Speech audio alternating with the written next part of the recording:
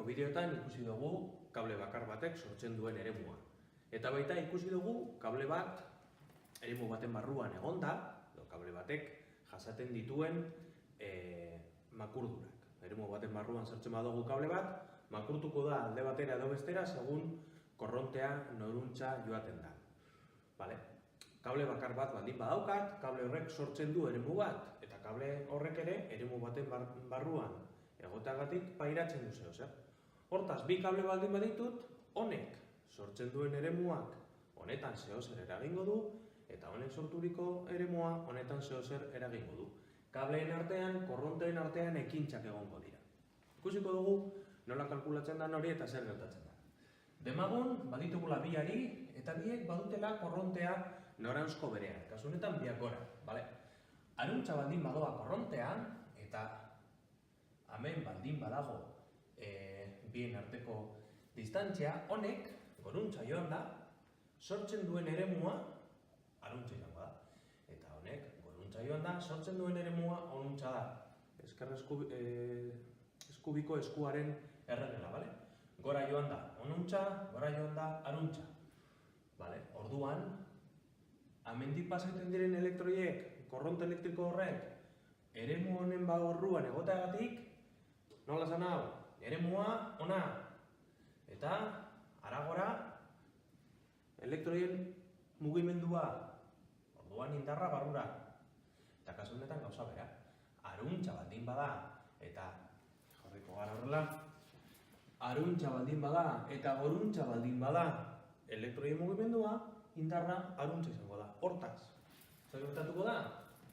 Noranzko berdina duten bi ari elkar jartzen baditugu eta biek nabaritzen badute bata bestearen eremuaren eragina, tolestu ingo dira eta hurbilduko dira. Zer gertatzen da? Bata gora badoa, ara sortzen du, bestea behera badoa, ara sortzen du. Kasu honetan, alderanztu egingo dira. Egiten baduzue biderkaketa vektoriala, gogoratu, indarra izango dela, intentsitatea, bider, posizio, vektore hori edo korrontean nora doan vektore hori. Aurreko bideotan egin dugu matematika, nondik ateratzen dena.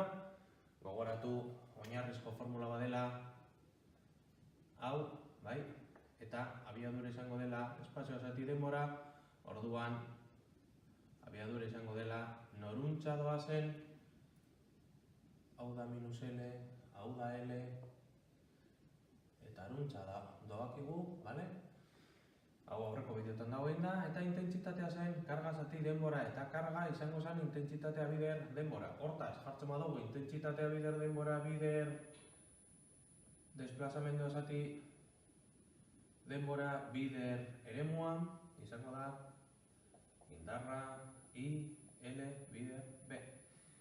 Orduan, hau erabilita, batak bian sortzen duena, biaren korrontea eta batak sortzen duena ematen digu indar hau.